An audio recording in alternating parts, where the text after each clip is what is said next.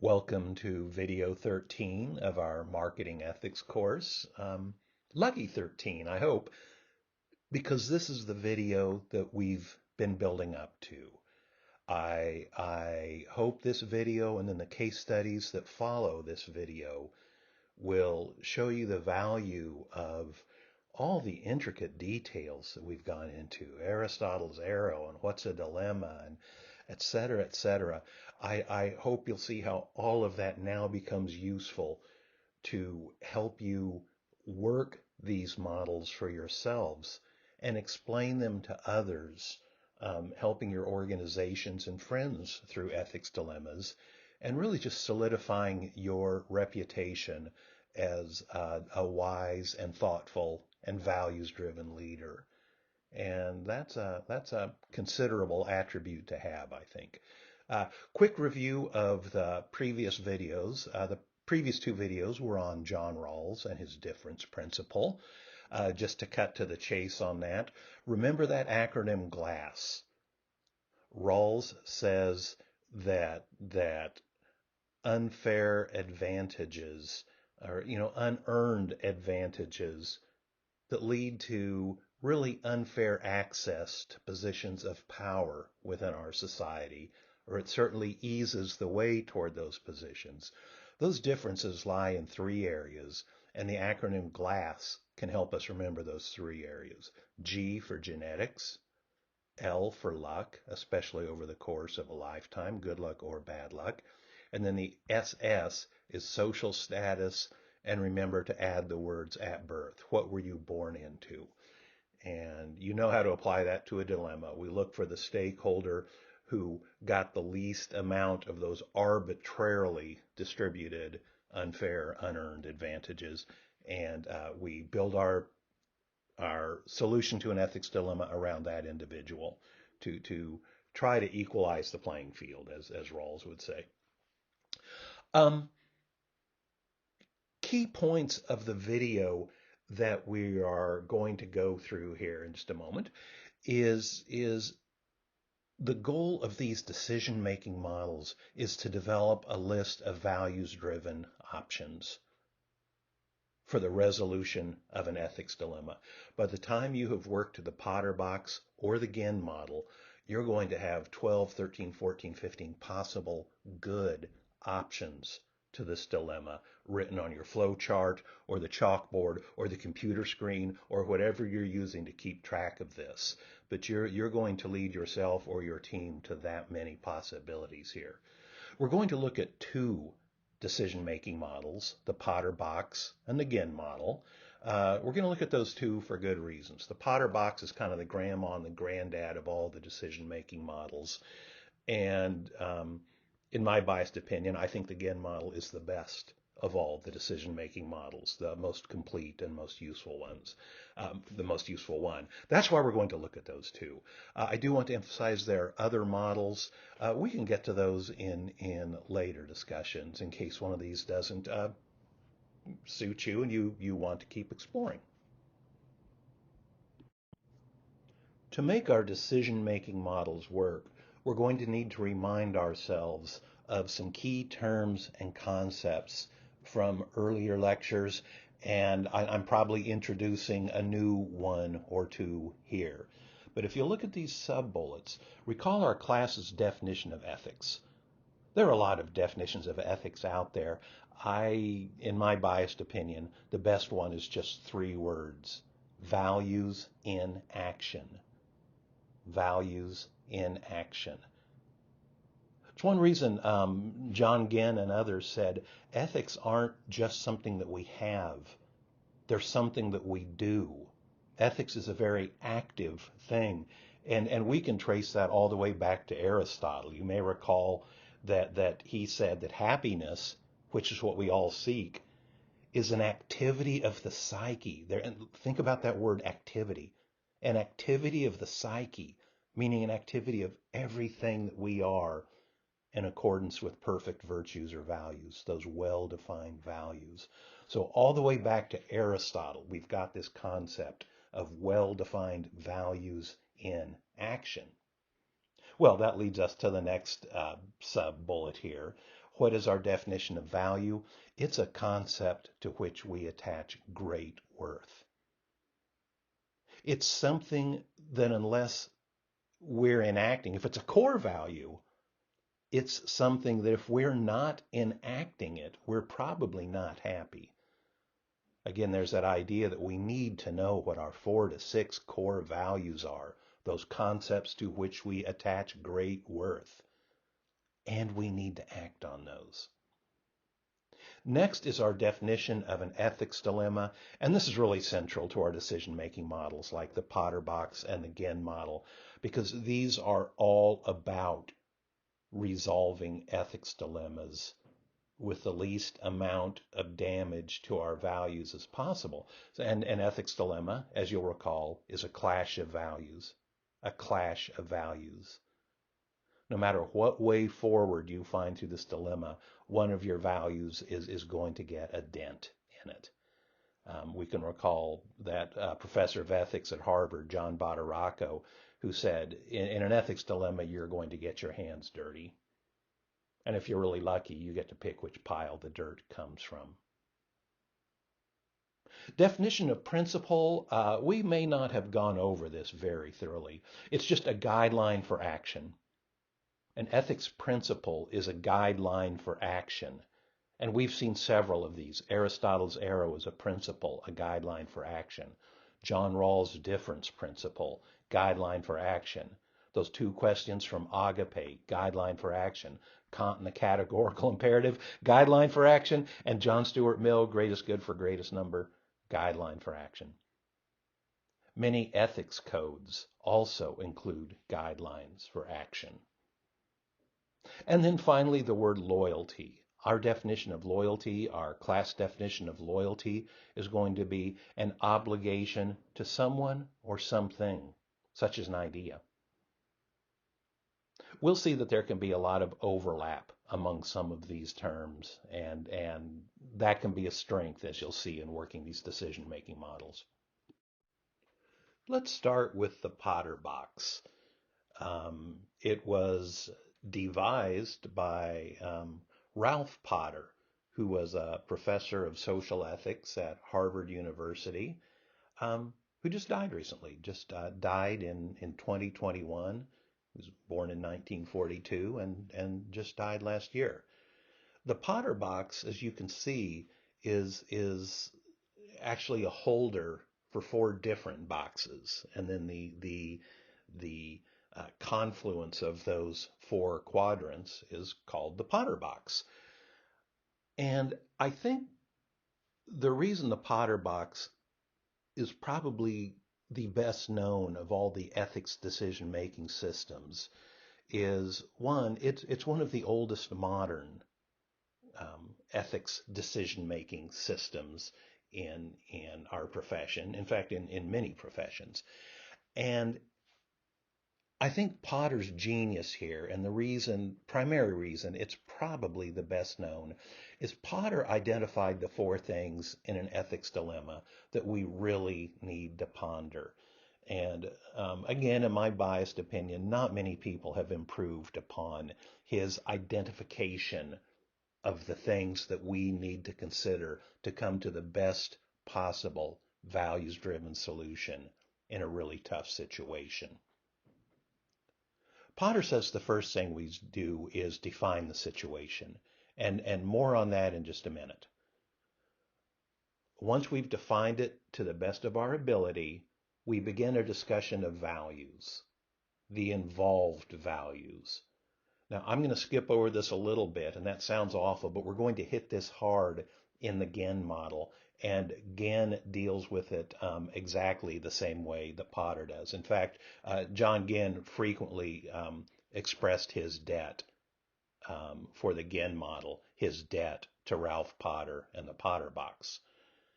After discussion of values, we go to principles, and we know what that are. That's our karma gang: Kant, Aristotle, Rawls, Mill, Agape, and any other relevant things, such as relevant ethics codes we can pull in at that point. We kind of conclude with loyalties in the Potter box. To whom do we have, and to what, to whom and to what do we have a sense of obligation? I know I'm kind of going step one, step two, step three, step four here. Potter says it's okay to move back and forth in the box. Maybe in discussing principles, a new value will occur to us. We'll go back to the values quadrant and discuss values, and then come back to principles again. We can move backward and forward. Um, Something I've added to the Potter box is I've taken it upon myself to put the word decision at the bottom of that, because Potter will generate all kinds of values-driven solutions for us, and then we need to choose the best one or the best combination of them. I suspect this is all a little bit vague at the moment. It will become clearer as we discuss the GAN model, and then as we use these models in our case studies, they'll become more and more clear. My hope is by the end of the semester, the GAN model in particular is just an old friend for you. We've talked quite a bit in these earlier lectures about values and loyalties and principles. We haven't talked that much about definition. So here is my quick take on how to deal with the definition box in Potter, the definition quadrant within the Potter box, that part of the discussion where we're going to define the situation and make sure we understand it as well as possible. We get to use what I like to call the KU chart there, or the KU box, the knowns and the unknowns. And you can see the diagram here. We can divide that into four areas. What do we know that we're sure of in this ethics dilemma? Are we fully appreciating that? What do we know we don't know? Well, those are going to be areas for us to explore. We don't know some answers, and it's an area that we know we're vague on. So ideally, in our discussion of addressing whatever ethics dilemma this is, we'll dig into that. Next are the unknown knowns. What things are we perhaps just taking for granted, or not fully discussing, or not really, even though we know them, we haven't really pondered the full significance of them? And this is one reason it can be so useful to go through an ethics dilemma with a diverse group. Somebody may have a different take and will see a path forward or an important fact that you know, but you just haven't seen the resonance of that particular fact. And then the scary one, the bottom right, the unknown unknowns, things that we don't know about the dilemma, and we don't even know that we don't know them. They're not on our horizon anywhere.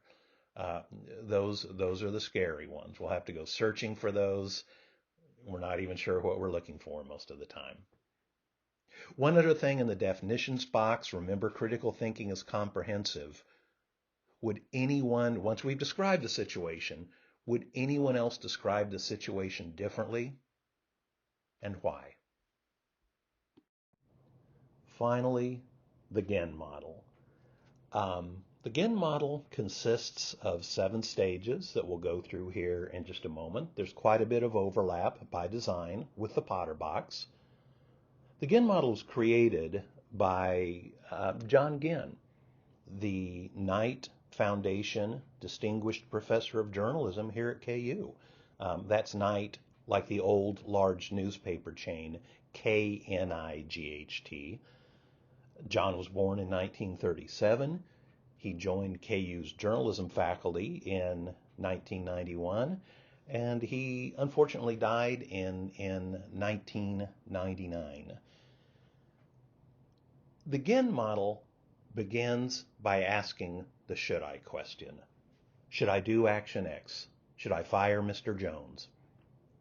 I highly recommend writing this on the board for your whole team to see, or writing on the flip chart, whatever you're using. If you're just doing this yourself, your own personal ethics dilemma, write it on your legal pad or your computer screen, whatever you got there. Don't add, this is important, don't add or not to your should I question, or the next section, the reasons for and against, won't work. If you say, should I do this or not, you've given us two options, two opposite options. And so it's hard to say reasons for adopting that direction. There is no direction, there are two directions. So be sure not to add or not, which is a logical, easy thing to do if you're not being careful. I think there will be some rare instances where there isn't a clear should I question, or more likely, I think still fairly rare, there are so many should I questions that you just don't have time to deal with them all using the full GIN model. In cases like that, I would shift to the Potter box. There's a lot of overlap between the Potter box and the GIN model. The second stage of the GIN model is listing reasons for and against doing action X. And these are in relation to the should I question. Reasons for doing the should I, reasons against doing the should I. I highly recommend writing these on the board again so that you're going to compile two different lists, or again, write them on your legal pad, again, whatever you got there. But so that either you and or your team can see the completed lists and ponder them. It works best to do these as two separate lists. First, you focus on the reasons for, then you focus on the reasons against. It's okay to cross back and forth, but I think you stay more focused if you focus on each category at separate times. You don't need to have an equal number of each. You could have 10 reasons for and 6 reasons against, just whatever surfaces in your discussion. At the end of this section, you and or your team look at the lists and see if one direction, just at this point, seems more compelling than the other. Something else that can happen here is kind of like the definitions quadrant in the Potter box. You may have identified some things that you need to research just a bit more. But maybe you're being pushed in one general direction already here, maybe not. I personally, I think this is a good tool, whether you're dealing with an ethics dilemma or not. If you've got any kind of decision, simply making a list, this helps me. Here are the reasons for doing it. Here are the reasons against doing it. And for some reason, it just really helps me to see those written down. Maybe you're the same. Here for me is the most important stage of the GIN model. In the third stage of the GIN model, we're going to identify key values. And the reason for me please think for yourselves, the reason for me this is the most important stage of the GIN model is this tends to be maybe the most productive solution generating section of the GIN model. Well, as you know, a concept is a value that we attach great worth to. In a dilemma, it's a concept that we hope to honor in our actions and our decision. So in this part of the GIN model, we pull the team together and we list the values. We write these down. We list the values that we're considering or that we hope to honor in this particular dilemma. And this is important. Be just as specific as you can possibly be in writing down, in articulating these values. We want to be situation specific here. So generally, you're going to want to avoid generalities such as truth, justice, and the American way. You had to grow up with the old Superman TV show to follow that one probably. Instead, push for specifics. Justice for Mrs. Smith, or fairness toward Mr. Jones, or honesty with the affected customers. We'll practice this a lot in our case studies, but it's going to be really important to be as specific as possible about the values that we want to honor. Ooh, this next part is tough. You've got a list of values now, rank them. Ooh, that's going to lead to a good team discussion or a gut-wrenching, soul-searching process within yourself. Rank the values. You're probably going to have to go with consensus on this if you have a team, because it's not going to be unanimous. So be sure you avoid hurt feelings and just say, guys, we're going to have to go with consensus here. And make sure everybody's top value gets dealt with. And I'll show you what I mean by that in just a moment. Write them down, rank them. At this point, you can even notice we've got a dilemma here. Which values are clashing? Where is the flashpoint? Does one of those values rank higher? Does one of those clashing values rank higher than the other? That doesn't automatically make our decision for us because they're both values. They're both values, but that might tell us something. Okay, this next part is really important. You've got a list of ranked values. Begin with the first value and ask your team, if we acted on this value, what could we do? And people will start recommending actions, and you write these down. You write them on the board. You're even going to number them. Once you've got that done, you go to the second most important value and do the same thing, and so on. Sometimes time is limited, so you're going to have to stick to the top 2, 3, 4 values. If there's plenty of time, you'll do all the listed values. And think of the list of potential values-driven actions you're going to have. People will start feeling a bit better at this point. You could even ask such things as, hey, is there any way if we acted on these top 2 values, what might we do? Well, at the end of the discussion, you're going to have a long list of potential actions that can be tweaked, combined, added to. You're working toward a basis for a good values-driven decision. And again, for me, this is the most important part, most productive part of the GIN model. Stage 4 of the GIN model is identifying and dealing with the key loyalties. And here's the short version of this. Treat this just the same way you did with the values. A loyalty, as we said earlier, is a sense of obligation or commitment to someone or something, and it's something we want to honor in our actions here. Now, here's something important. There can be significant overlap between values and loyalties.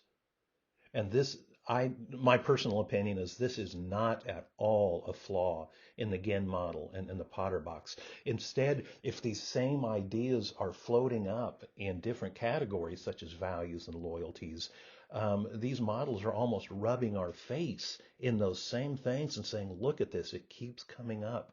Pay attention to it. For instance, if you recall the Asimov dilemma that I had, one thing I wanted, a value that I had, was my loyalty to my boss, my loyalty to Jay. Obeying Jay, repaying my gratitude to Jay was a value.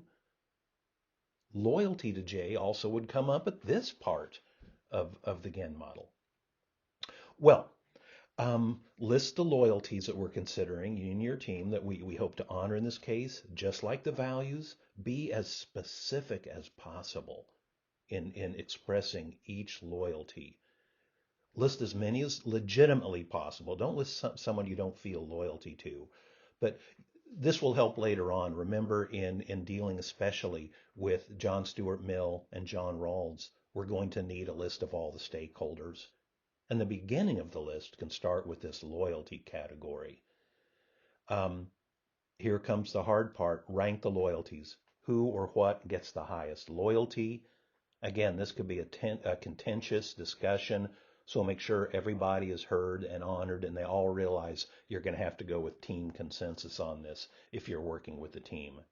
Now, just like the values, begin with the first loyalty and say, if we acted on this loyalty, what should we do? Ideally, there's going to be more than one answer. A lot of them might already be listed, and that's good. Now you've hit this one twice, coming at it from different directions. Again, your values quadrant may list an action, and then in the loyalties, I shouldn't say quadrant, this is a GIN model. In your loyalties section, you may come up with the same idea. That's good. You can even say, just as we did with values, if we acted on the top 2 loyalties at the same time, what might we do? In the 5th stage of the GIN model, we apply basic principles. And you'll recall that principles are guidelines for action. John Ginn actually called this section, he made it a command, apply the wisdom of the ages. And Potter simply called it principles. They're talking about the same thing.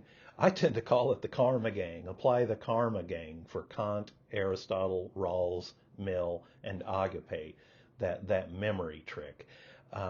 I do think Potter's principles, his guidelines for action, is probably best because that includes the Karma Gang. Plus, any ethics codes you can, your own personal ethics code, your organization's ethics code, maybe the ethics code of the Public Relations Society of America. All of those contain guidelines for action. Uh, John Ginn did note in the Ginn model, he said we could take each one of our probably 12, 13, 14, 15 possible solutions at this point and apply the karma gang to each one of them. Heavens, who has that much time, no matter how important the dilemma is? We certainly could do that. It might take forever. So we also could just use that should I question, I'll show you what I mean in just a moment, as a grounding and apply the karma gang and other related principles to the basic should I question. As we do that, as solutions occur to us, we're going to write them down, add them to our list if they're not already there. So this also is a solutions generator.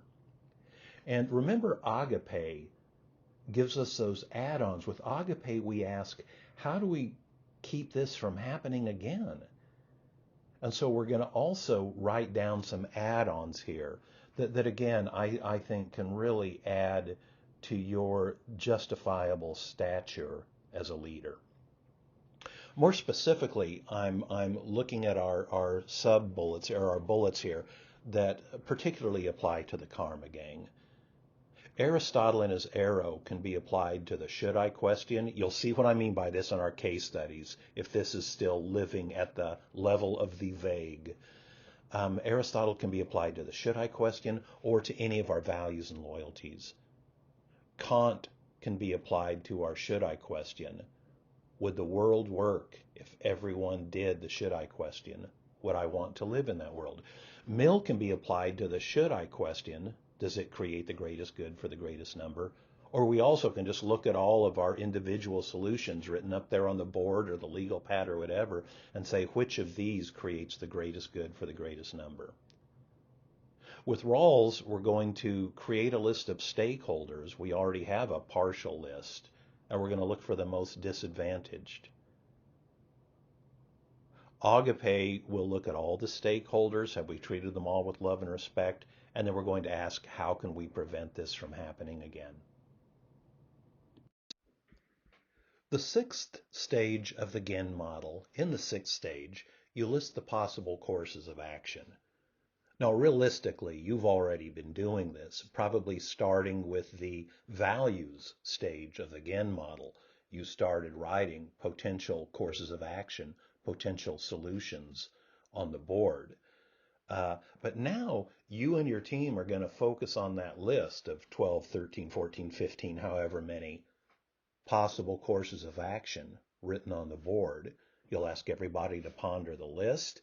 It's there in front of them now. Are there more? Or do some need to be clarified or tweaked? This is a time to really refine the language here.